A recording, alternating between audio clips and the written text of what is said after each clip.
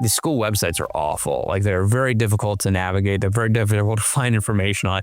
They send you to all these third parties. You have to have like 16 apps. It's very confusing. And so I think media companies can play like a really like nice utility role by using like the text and the video and all these things to help people sort of navigate all that stuff. Welcome to Keep It Local, a podcast of the Local Media Association. The Local Media Association is intensely focused on helping local media companies discover new and sustainable business models. Welcome to Keep It Local. My name is Ryan Welton for Local Media Association, and I'm delighted to be joined today by David Arkin of David Arkin Consulting. I've gotten the chance to know David over the past couple of years, and I would defy you to find somebody more on top of digital content in the journalism space than David. This episode of Keep It Local is going to be a little bit different, though, because we're going to talk about two specific things that may impact your newsrooms. A promotion strategy that worked for David, and also back-to-school strategies that could work for every newsroom. But David, before we begin, tell the viewers, I know you, but tell the viewers about yourself and about David Arkin Consulting and a little about your origin story. Well, thanks for having me on, Ryan. I appreciate the opportunity here.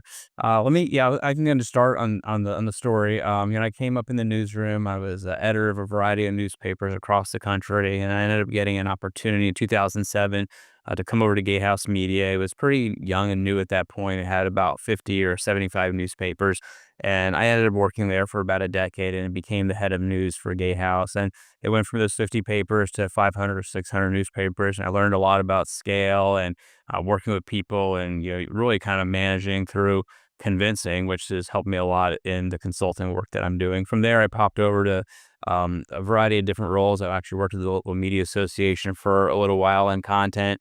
Ended up working in Houston at the NBC TV station, leading digital there, and ended up launching my own site with a friend of mine. About 6 months or a year or so into COVID, we saw a lot of people moving to Texas, and saw an opportunity to create a website called Checkout DFW, Dallas Fort Worth, and people were really looking for solutions on how do you pick a community, how do you pick a realtor, how do you sign your kids up for after school sports, and we saw it as an opportunity to create a useful product that we thought we could monetize through branded content. That worked very well, and we're actually looking for funding to kind of take it to another location, and ended up running into somebody who we knew in the market who was interested and ended up buying it.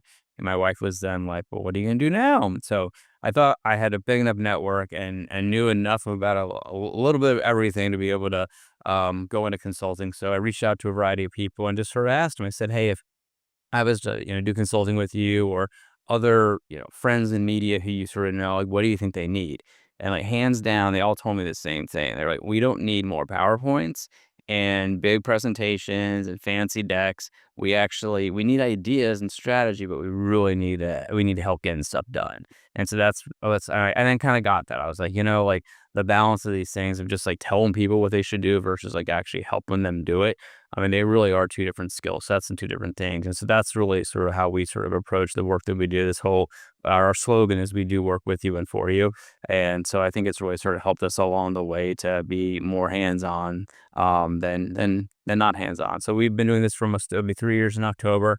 And we have a team of writers and managers that sort of help us do everything from branded content to SEO audits to fractional digital services to social media creation and newsletter evaluations for people. So that's a little bit about kind of who we are. The sidebar to that is we launched a site a year ago in Houston called H-Town Dads. I'm a dad of 3 kids, and so it's been fun to be able to sort of do that site, which I think we'll probably end up kind of talking about here. That is the segue into the question that I want to talk to you about. And we're going to talk about back-to-school strategies in just a minute. And by the way, I should note, with Checkout DFW, that's where I first met you, David, and I met you and Jed, and you were creating useful content. We're going to talk about this in a second. Connecting users with useful content, helpful content, way before that became a thing, and it is now. But first, let's talk about H-Town Dads and this promotion that you had targeting football-loving fathers. I think it had to do with the Houston Texans. Could you tell us about that promotion and what made it so effective? Yeah, we were so the site was only the site launched last mid-October, end of October, and any new site needs emails, and we were doing some things to kind of acquire it, but the Texans at the time were having a decent year. They weren't like killing it, but they were having a decent year, and the Ravens were too. And there was a game on Christmas Day coming up, and we didn't even know at the time, but Beyonce ended up like performing at halftime on that, and ended up being streamed on Netflix. It was a huge big deal.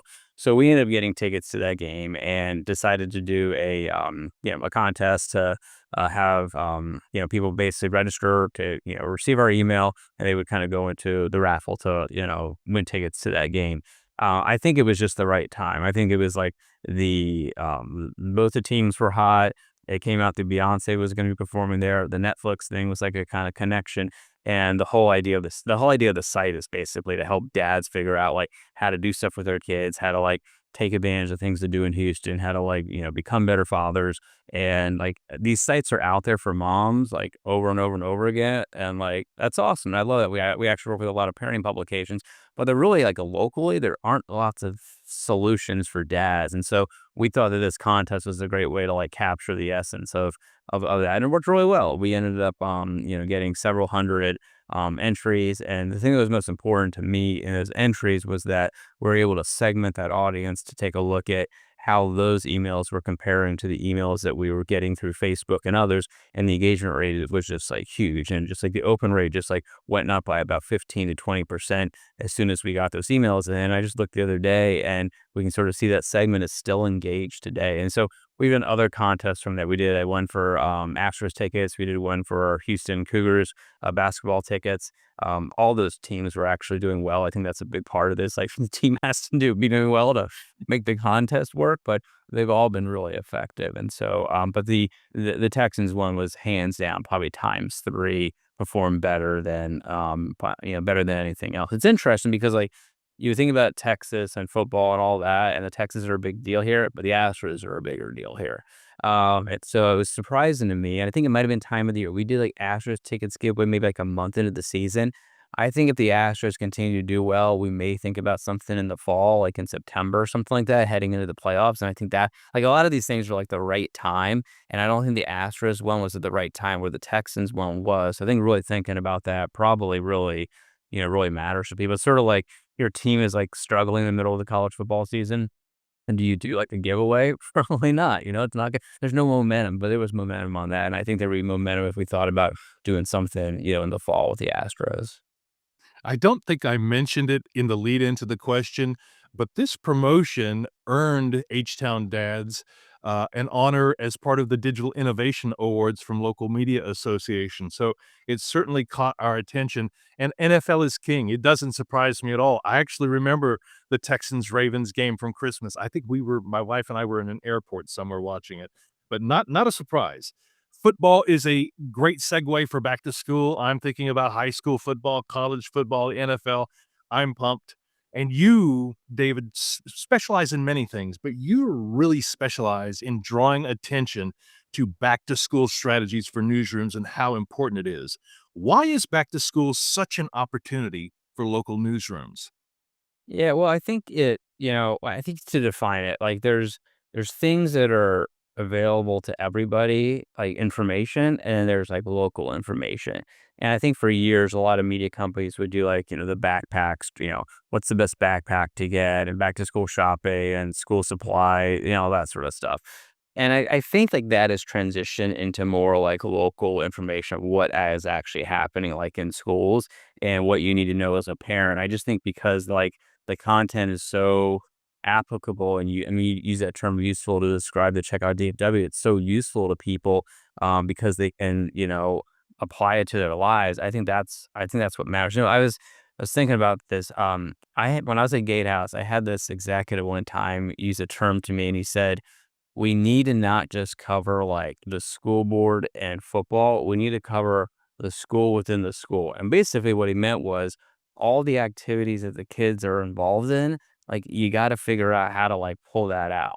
And it really resonated. And I'm like, yeah, like how many kids are not involved in sport? It's the majority of like, if you're at a decent sized school, it's the majority of the students. Like they're in the choirs, they're in the journalism classes, they're in yearbook, they're in DECA, they're in all these other things, and so how do you sort of, like, capture that and preview that and help people know, like, how they get involved in clubs? I remember when our oldest is going to her junior year of high school, and I remember going into her freshman year, I was like, how do you get in clubs? Like, how do you actually do that?" And so, like, I think a lot of these things are, like, I think about 'em like, what is changing? Like, if you're thinking about what you should do, like, what is changing this year in your schools? Are cell phone sort of bills or laws go in place? What's sort of happening with, kind of like textbook changes? Like all those things that might be like new this year. Like, those are great things to round up. I want to hear a lot of people say, and I'm sure you've run into this, Ryan. Like, we did that store. We've done that.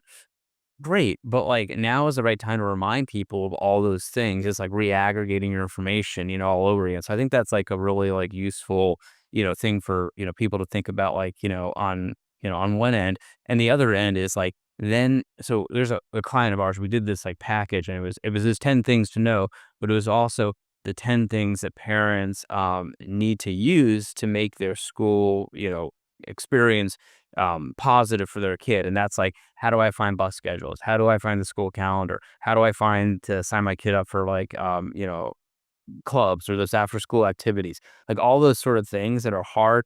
I mean, the school websites are awful. Like they're very difficult to navigate. They're very difficult to find information on. They send you to all these third parties. You have to have like 16 apps. It's very confusing. And so I think media companies can play like a really like nice utility role by using like the text and the video and all these things to help people sort of navigate all that stuff. So I think that's sort of why like I think the back to school stuff is so important for people. The search for that information is vexing for parents for sure. But I will tell you, the task for a digital newsroom might feel a little overwhelming to start. You said a lot there. Yeah. I'm a big fan of multi-formatted content. I learned that from you. And a listicle. So are there to make this podcast really super useful in 2025, are there 2 or 3 things that if you were developing a checklist, what are 3 things, 3 or 4 things that a newsroom can take away and say, you need to have this, this, and this on your site relative to back to school this year? Yeah, I'd say the 10 thing story on or whatever number is on the changes basically that like, happen. I think you could even put like change if there's any changes for like teachers this year, or if there's been any policy change, like all those things that people need to be aware of. I would say that would be like a really good thing to do. The other thing would be school calendars. And I want to talk about this for a second. I'm a huge believer in this, and we work with lots of clients on this, and the results are crazy like every single time.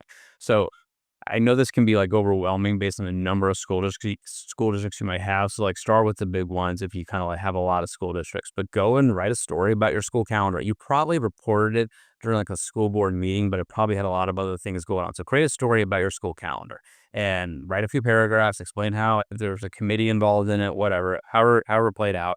And then like write out all the dates bullet by bullet by bullet on the in-service dates and spring break and all that stuff. And the link to the calendar, maybe put a screenshot or PDF of the calendar. That's a good thing to do.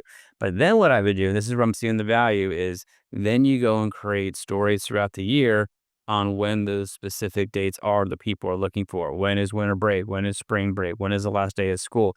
It is crazy that people are actually like searching. You would think that they would like search for the calendar and then they would go find it. That's not how people, what we're seeing, that's not how people are searching. They're actually searching for that information and nobody has that content out there right now. And so like you can win that like SEO war. And why I find it valuable is like, yes, it's like easy. It's not like the highest like level journalism content, obviously, but it's useful and you're being helpful for people and you're making it easier for them to find the information. Like say where the source came from, link to the calendar on the site and all the right things there.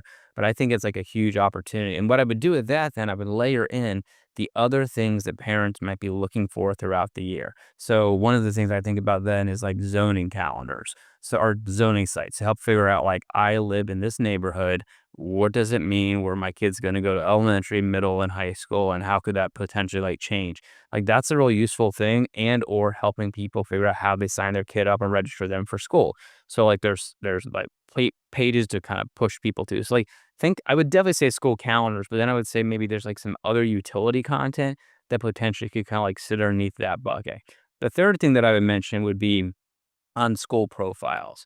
So, and again, you look at that and you're like, oh my gosh, like I'm in a million people in my city. How am I going to go profile, 500 schools. You got to start somewhere. And so the idea that I see people doing with this is that they write a little history about the school, but then they go get Department of Education data and basically build some pretty simple tables that can showcase like how that school performed most recently on those tests. So you could do this like with all the elementary schools in like your community, but I like this school by school approach because one, the idea then is like, so let's say that you had, I know this is a lot, but let's say you had 20 elementary schools, okay? Well, spend 20 weeks, one a week over 20 weeks to go write all those like profiles up.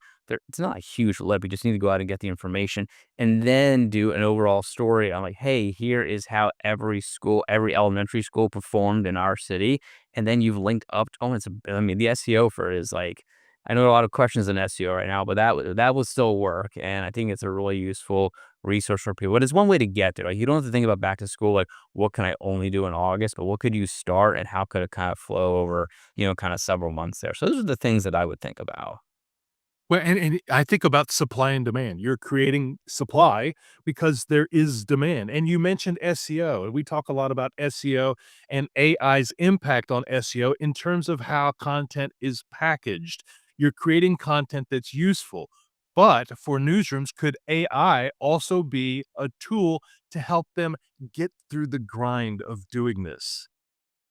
I think AI can go out and find a lot of this information. I think like when you think about the school calendars or even the data, I mean, one thing that you could do, go out and get the data from the Department of Education. I wouldn't let AI go do that. I would probably go get it, and then I would use AI to build those charts for myself. Like, I don't think you manually need to go. Then obviously you need to check the chart to the original data, but it'd be a really efficient way of being able to like do that. Cause that's where like newsrooms, I think, get stuck on things. It's like, well, how am I gonna like, how do I have time to go into the Google Sheet or go into the tool over here and build this? And so I think utilizing it from that perspective, it's been interesting. We recently doing some testing where we have like, this is another way you could do this is build a template, like build a Canva template, upload it into an AI tool, give the data that you want it created, and ask the AI to actually create the graphic based on the template you've given it.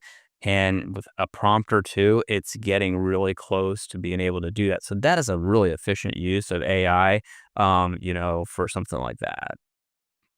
I think I've seen an example of your work where you've done that. It was really impressive. And I was It's like, great. "Man, my images never look like that." Okay, this conversation is coming full circle. I wanna tie this into potential for sustainability, for revenue production. How could a back to school content strategy be monetized? Is it maybe through a promotion? Yeah, so I think there's probably a few things you could do. One is, a lot of news organizations still have back to school special sections. So a lot of these things could like sit into that. Or you could think about people who aren't doing special sections. Like, is there an e-edition guide that could be kind of like created for something like this, like a 12-page guide? And there's like one sponsor that's basically sponsoring it, or you drop in basically ads, through something like that. So that would be like a logical place to start for something like this. I'm seeing a lot of quizzes and a lot of photo call outs as sponsorship opportunities as well. So like the back to school, all sorts of things like parents sharing their back to school photos from when they were kids, or back to school photos from like day one. And you have a sponsor, and there's like a people get to vote on their favorite, kind of like back to school, photo, or it's like or it's a raffle sort of like situation. So I think those are really good opportunities. I think that if you think about the things that you might do though throughout the year, that might be like the landing spots for people. So like if you do have school calendars becomes a thing, or the school profiles become a thing, or the athletes of the week, the students of the week that all can kind of like have sponsors. Like TV stations have done a pretty good job with this sort of stuff over the years where, they'll do the athlete of the week. They'll like create a really good flow with it.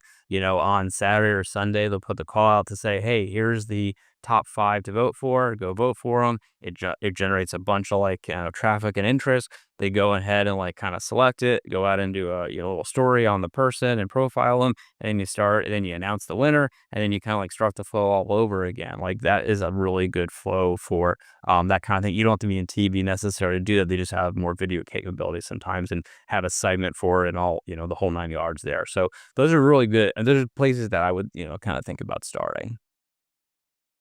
That sounds fantastic, and is like you noted, It is an all-year thing. You set it up right now, but there are opportunities all throughout the school year.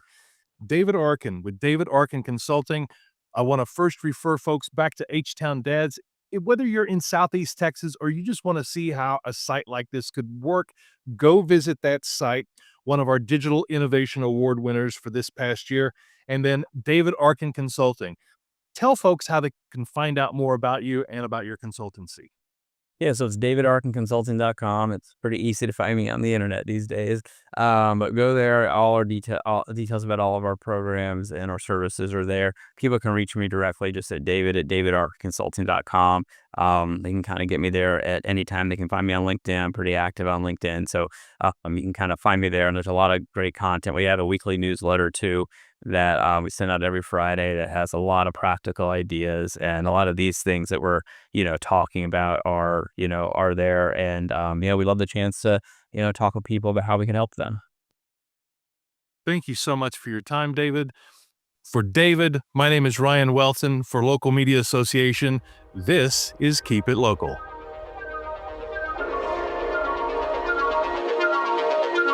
This has been Keep It Local, a podcast of the Local Media Association. If you got value out of today's podcast, why not give it a review wherever you heard it, and share it with a fellow journalist or an entire newsroom. Until next time, for Keep It Local, this is Ryan with the Local Media Association.